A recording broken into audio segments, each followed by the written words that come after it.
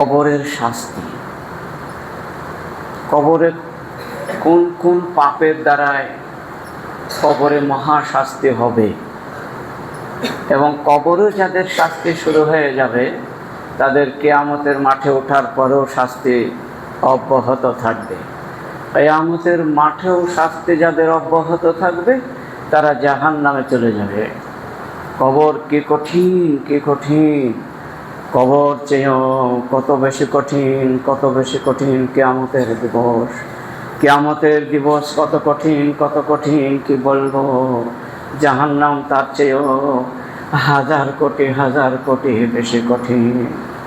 তা কোনো ভাষায় প্রকাশ করা যায় না, যাবে না।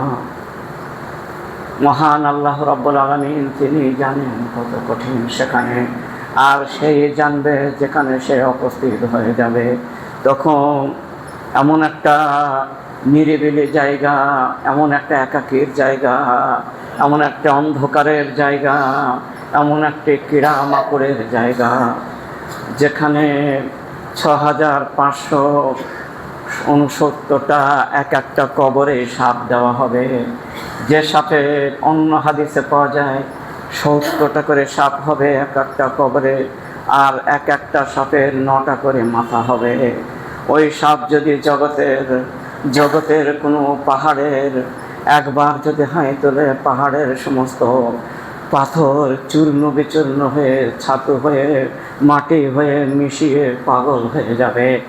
এত বিষাক্ত সাপ ওই কবরের মাঝে ছেড়ে দেওয়া হবে। অন্য হাদিসে পাওয়া যায় 99টা সাপ এক একটা কবরে জমা হয়ে যাবে। তার কবর মাটি দেওয়া এখনো হয় নাই, মাটি দেওয়া শুরু হয়ে গেছে, কবরের সাপ তার আসা শুরু হয়ে যাবে। যখনই মাটি দেওয়া শেষ হল, 2.5 পা না যেতে তার কবরে ছবল মেরে তাকে ধরে খেয়ে নেবে। ভাইরা আমার, এত কঠিন, এত নিরুপায় জায়গা, এত একাকীর জায়গা, এত ভয়ানক জায়গা। মহানবী আমার শেষের দিকে একটি নাসাই একটা হাদিসে বলে যাচ্ছেন, কি বললেন? মা রাআইতু মানজারান কাত্তু মা রাআইতু ইল্লাল কাবরা তাআজ্জাউ মিনহু। আমি আমার উম্মতের মুহাম্মাদিয়ার জন্য এমন একটা ভয়ানক জায়গা, একটা ভয়াবহ জায়গা রেখে গেলাম, যেটা প্রতিটা মানুষকে প্রবেশ করতেই হবে এবং তার সম্মুখীন সবাইকেই হতে হবে। সেজন্য এটা হচ্ছে কঠিন ও জটিল জায়গা। কেন জটিল? এক কাজে কিন্তু কোনো সঙ্গী সাথী নাই যে হুহাতাশ করবে, তা হবে না। আবার এমন জায়গা যেটা মানুষ আওয়াজে শুনতে পাবে না, অথচ পৃথিবীর সব জিনিসে আওয়াজ শুনতে পাবে। দেখুন একটা হাদিস বলবো, সব জিনিসে শুনতে পাবে, মানুষ বাদে। ওয়ায়ুযাইয়িকু আলাইহা কবরহু। মহান আল্লাহ তাআলার একটা প্রথম আয়াতটাই বলে, সূরা আনআমের 93 নম্বর আয়াতটি, ওয়ালাউ তারা ইযে যালিমুনা ফি গামারাতিল মাউত। হে মুহাম্মদ, তুমি দেখবে জালেম যারা হবে, নিজের আত্মার উপরে অত্যাচার যারা করেছে, জালেমুনা ফি গামারাতিল মাউত, মৃত্যুরা যখন ঘনিয়ে আসবে, তখন আল মালায়েকাতু বাসিতু আইদিহিম, ফেরেশতা যখন তার কাছে চলে আসবে, বাসিতু আইদিহিম, তারা বলবে, হাত চেপে ধরে খোঁচাখুচি করবে আর বলবে, আখরিজু আনফুসাকুমুল ইয়াওমা। হে অভিশপ্ত আত্মা, হে নোংরা আত্মা, হে অত্যাচার করকারীর আত্মা, তুমি তাড়াতাড়ি তুমি চিন্তায় হয়ে আমার হাতে চলে আসো। আইদিকুম আখরিজু আনফুসাকুমুল ইয়াওমা তুজজাউনা আযাবাল হুনে। তোমার জন্য মহাশাস্তি অপেক্ষায়মান হয়ে আছে, তুমি চলে এসো। যাহা হাতে চলে আসবে, এক ঝাঁক ফেরেশতা জাহান্নামের ফেরেশতার হাতে দিয়ে যাবে। সে বলবে, আল খাবিস, কি নোংরা হাতটা তুমি আমাকে দিলে, খবিসের বেটা, খবিসের ছেলে, খবিস। হায় হায় হায় হায়! এই খবিসের ছেলে যখন প্রথম আসমানে যাবে, এত জোরে ধাক্কা মারবে, এক ধাক্কায় জমিনে চলে আসবে। এত জোরে ধাক্কা মারবে, খবিসকে উপরে নিয়ে যাওয়া হবে না, ওর জায়গা হলো অমাদরা কামা সিজ্জিন। হে নবী, তুমি জানো কে সিজ্জিন জায়গাটা কেমন? কিতাবুহুম মারকুউম সিজ্জিন, 7 জমিনের নিচে একটি জায়গা আছে, ওই রক্তপুঞ্জের জায়গা, ওখানে তার স্থান হবে। এটা হলো কোরআনের আয়াত থেকে প্রমাণ পাওয়া গেল।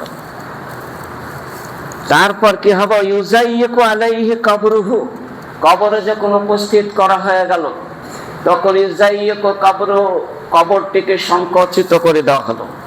মানে এত সংকীর্ণ করা হলো, এত ছোট করা হলো, একটা সুঁইয়ের ছিদ্র যেমন সরু, ওর চেয়েও ধরে সরু, মানে চিকন করা হয়েছে। বেশ বড় ছিল, শোয়াবার মাপের 2 লোকের জায়গা হতো, এখন আর এত সরু হয়েছে, সূচের ফুটোর থেকেও সরু হয়ে গেছে। হাত্তা তাখতালিফু আজলাউহু, তার সমস্ত হাড়গোনা বিভিন্ন জায়গায় ঢোকাঢুকি করে গুঁড়ো হয়ে সমস্ত পিসে ছাই হয়ে গেছে। সেকেন্ডের মধ্যে শোয়া মাত্রই ছাই হয়ে গেল। সুম্মা ইউকাইয়িজু, তারপর 2 ফেরেশতা আবার চলে আসলো, এসে অপেক্ষায় দাঁড়িয়ে আছে। তারা দাঁড়িয়েছিল। ফেরেশতা মুনকির নাকির যখন প্রশ্ন করলো, মান রব্বুকা মান দীনুকা মান নবিয়ুকা, তোমার রবকে, তোমার দিন কে, তোমাদের নবী কে ছিল, যখন কিছুই বলতে পারলো না তখন ওই ফেরেশতা চলে গেল, আর দ্বিতীয় ফেরেশতা 2 চলে আসলো। সুম্মা ইউকাইয়িজু লাহু আমা ওয়া আসাম্মু, এই ফেরেশতা একটা হচ্ছে অন্ধ আর একটা হচ্ছে বধির, বোবা, শুনতে পায় না। এমন 2 ফেরেশতা কিয়ামত আসা পর্যন্ত লেগে থাকলো, তার কবরের ভেতরেই থেকে গেল। এদের ডিউটি হলো তার কিয়ামতে ওঠা পর্যন্ত এদের ডিউটি ছাড়না হবে না। এদের ডিউটি কি করবে? মা হো মির্জাবাতুন মিন হাদিদিন, লোহার হাতুড়ি 2 জনকে দেওয়া হয়েছে, এবং একজন পিটাই দিচ্ছে মাথার দিকে, একজন পায়ের দিকে, এত জোরে মার দিচ্ছে। ভাইরা আমার, এই মারের কথাটা আমি কি বলবো, এই ফেরেশতার এতটা শক্তি আল্লাহ দিয়েছেন।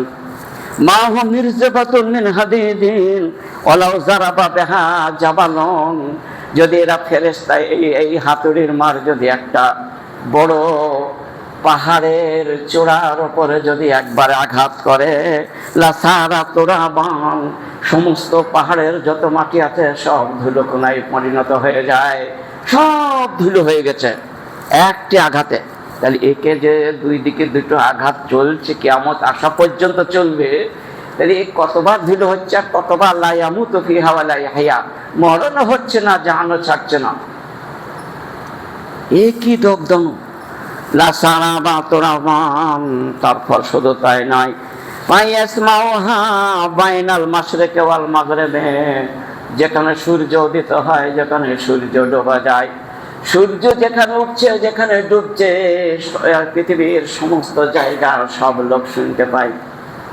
মানুষ আর দানব বাদে সব জিনিসে শুনতে পায়। বাইনাল মাশরিকি ওয়াল মাগরিবি, মানে সারা পৃথিবীর যত গারিন্দা চারিন্দা পারিন্দা আছে, কীট পতঙ্গ আছে, নির্জীব সজীব যতটা আছে পৃথিবীতে, যতই আছে না, মানুষকে আর জিনকে বাদ দিয়ে এই 2 জনকে শোনার শক্তি আল্লাহ হারিয়ে দিয়েছে। এরা শুনতে পাবে না। যদি ওরা শুনতে পেত হয় তাহলে কান থেকে সেকেন্ডের মধ্যে মারা যেত। এত কঠিন জটিল শাস্তি ওদের শুরু হয়ে গেছে। ভাইরা আমার, ইল্লা গায়রা সাকলাইন, মহানবী বলছেন মানব আর দানবকে, জিন আর ইনসানকে শোনার ক্ষমতাকে আল্লাহ রহিত করে নিয়েছেন। এরা শুনতে পাবে না, এদের অপরে শুয়ে থাকলেও শুনতে পাবে না। আর বাকি এই যে কাঠ আছে হাতে আমার ছড়িয়েও শুনতে পাবে। যার জান নাই, নির্জীব মানে জান নাই, যাদের জান নাই তারাও শুনতে পাবে, যাদের জান আছে নড়াচড়া করতে পারে তারাও শুনতে পাবে, সবাই শুনতে পাবে। পৃথিবীতে একবার যখন মার হয়, যে লন্ডন আছে, আমেরিকা কোথায় আছে, সেখানকার গাছেও বল চমক জায়গায় পিটানি শুরু হয়েছে। হায় হায়, সেখানেও বলবে, কাশ্মীর থেকে বলবে পশ্চিমবঙ্গে একজনকে শোয়ানো হলো, মার শুরু হয়ে গেল, সেখান থেকে শুনতে পাবে। এত দূর চলে যায়, যত দূর পশ্চিম আর পূর্ব যত দূর আছে, সূর্য যেখানে ওঠে যেখানে ডুবে অত দূর পর্যন্ত শুনতে পাবে। তাহলে দেখুন কি অবস্থা এটা। ইল্লা গায়রু সাকলাই, কিন্তু জিন আর ইনসানকে বাদে। ফায়াজরিবুহু তুরাবান, একবার যখন আঘাত করলো তখন একদম ছাতু হয়ে মাটিতে মিশিয়ে গেল। আল্লাহ নবী বলছেন আবার সেকেন্ডের মধ্যে মানুষ বানিয়ে দিল, আবার বানানো হলো, আবার জান আসে, ওখানে সিজ্জিনে জান আছে আর ধরের মধ্যে কানেকশন দেওয়া আছে। এইরকম ভাবে চলছে তাদের আঘাত। এই হাদিসটাও বর্ণনা করা হয়েছে মুসনাদে আহমদে 18,063 নম্বর হাদিস, এবং আবু দাউদে হাদিসটি 4,753 নম্বর হাদিস। তো ধরনটা একটু বুঝলাম, এরকম কতই যে হাদিস আছে, একটা বাব আছে, মানে 8-10 পাতা, 8-10 পাতার একটা বাবই আছে, অধ্যায় আছে আযাব সম্বন্ধে। একটা হাদিসের আংশিক বললাম, 4 ভাগের 1 ভাগ, সময় সাপেক্ষ হবে না বলে হাদিসটার শেষ ভাষণটা দিলাম। ওসমান বিন আফফান থেকে বর্ণিত, রাসূল সাল্লাল্লাহু আলাইহি ওয়াসাল্লাম বলেছেন এই ভয়াবহ যা সব থেকে, সেটা হলো কবর। সব থেকে বেশি কঠিন জায়গা হচ্ছে কবর।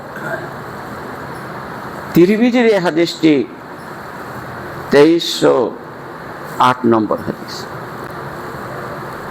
তাহলে আমরা বুঝতে পারলাম যে কবর এত ভয়ানক।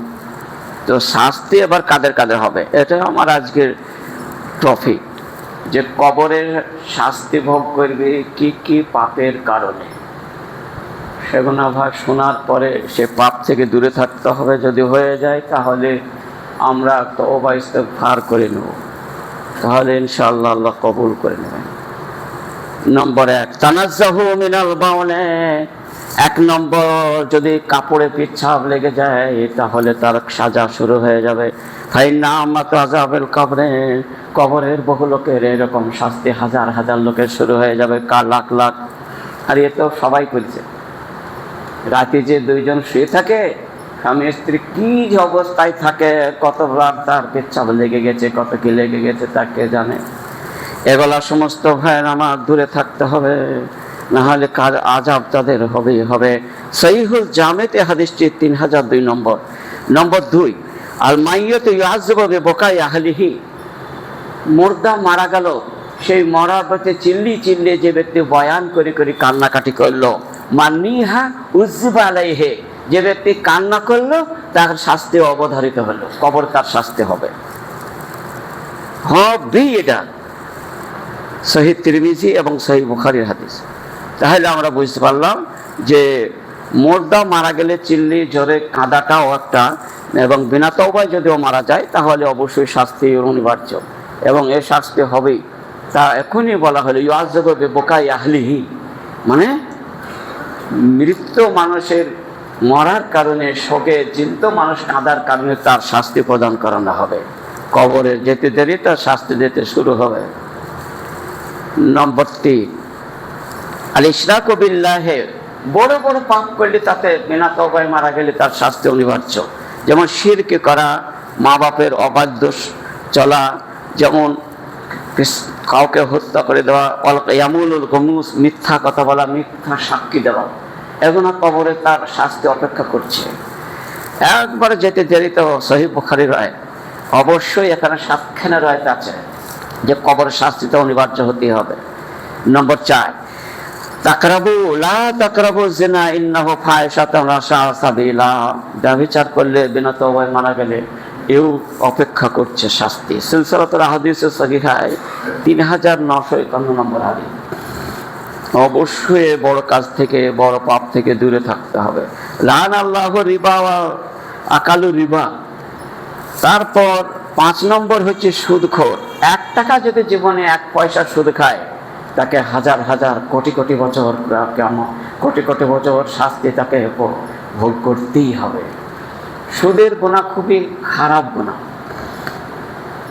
70টা কাবিরা গুনার মধ্যে সুদের গুনাহ হচ্ছে 4 নম্বর, শিরকের গুনাহ 1 নম্বর, গীবতের গুনাহ 2 নম্বর, হুকুকুল ইবাদ পয়মাল করলে 3 নম্বর, আর 4 নম্বর হচ্ছে এটা, 4 নম্বর সুদখোর।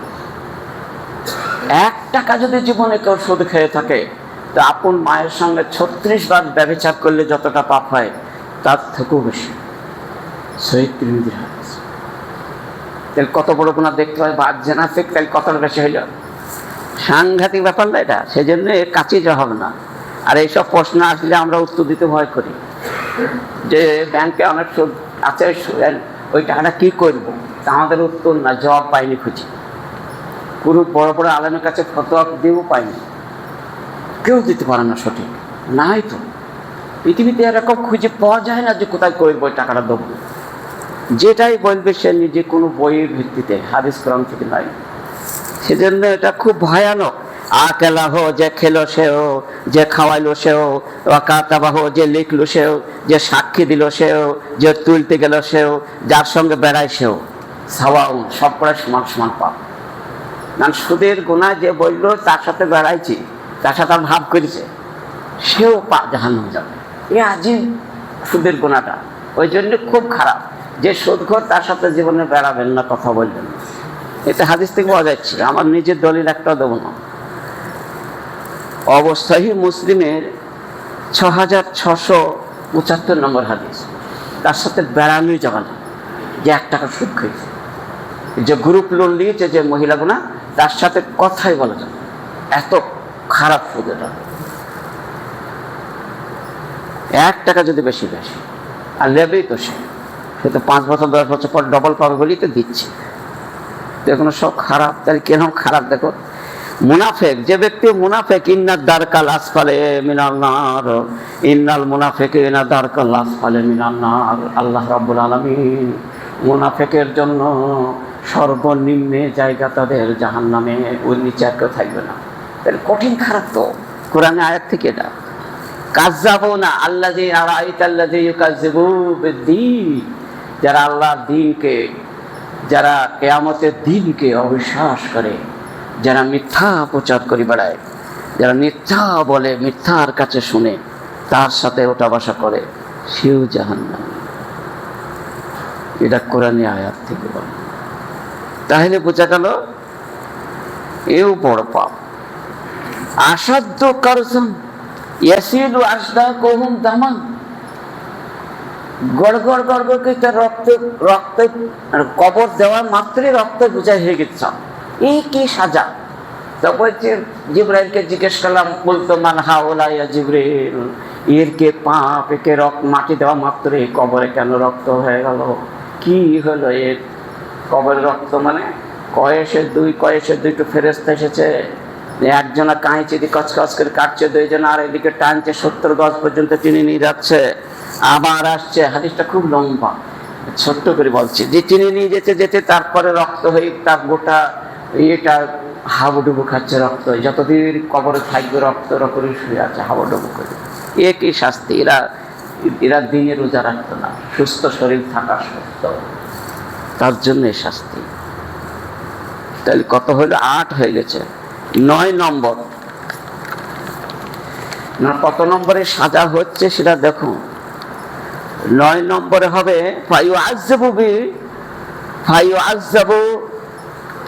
গীবাতে, যারা পরচর্চা করে, পরনিন্দা, তাদের জন্য কবরে শাস্তি অনিবার্য। ইবনে মাজাহ 315 নম্বর হাদিস। 10 নম্বর আল্লাযী রাআইতুহু ইয়াস্তাকু, আমি দেখলাম, মহানবী বললেন, আমি মেরাজে গিয়ে দেখলাম একটা মানুষের মাথায় আঘাত করছে পাথরে, জাহান্নামের পাথর দিয়ে, আর চূর্ণ বিচূর্ণ হয়ে যাচ্ছে, আর হাবুডুবু খাচ্ছে। ফারাজুলুন আল্লামাহুল কোরআন, আল্লাহকে কোরআন দিয়েছিল, পড়ে না, ঘুমিয়ে থাকে। ফানামা ইনদাল্লাইলে, রাতেও পড়ে না, দিনেও পড়ে না, আর এই দিনেও নামাজ পড়ে না, এদের জন্য জাহান্নাম অপেক্ষা করছে। সহিহ বুখারী 1044 পাতায় আছে হাদিসটা। একরাও দেখুন তো 11 নম্বরে, 11 নম্বর, বাইনা রাজুলে বাইনা শিরক আল কুফর তারকুস সালাত, যে ফরজ নামাজ পড়বে না তাকে কবরে শাস্তি কঠিন দেওয়া হবে। তাহলে 11 নম্বরের বিষয়ে শাস্তি দেওয়াটা বললাম। আর 12 নম্বর একটা আছে, যে ব্যক্তি অহংকার, খেয়ানত, আমানতের খেয়ানত আর ধার দেনা করে মারা গেল, সেও জাহান্নাম, কবরে কঠিন শাস্তি শুরু হয়ে যাবে। 1 টাকা ধার থাকবে, ওই জন্য ধারের জন্য বলতে হয় তাড়াতাড়ি করে মিটে দাও, ওই জন্যই বলতে হয় যে ধার থাকলেই তার কবরে কঠিন শাস্তি শুরু হয়ে গেল। তাহলে কটা হলো? 13, 14, 15টা, 14টা আযাবের কারণে কবরে কঠিনতম শাস্তি হবে। এইবার দ্বিতীয় টপিকটা শুরু করছি, সেটা হলো কবরে বিনা শাস্তিতে বাস করবে। মানে কবরে কোনো শাস্তি হবে না, কবরে কোনো আযাব হবে না, কবরে খুব প্রশান্তভাবে বাস করবে। মনে হবে কি কিয়ামতের দিনে উঠে তখন জিজ্ঞেস করা হবে, কবর কতদিন ছিলি গা?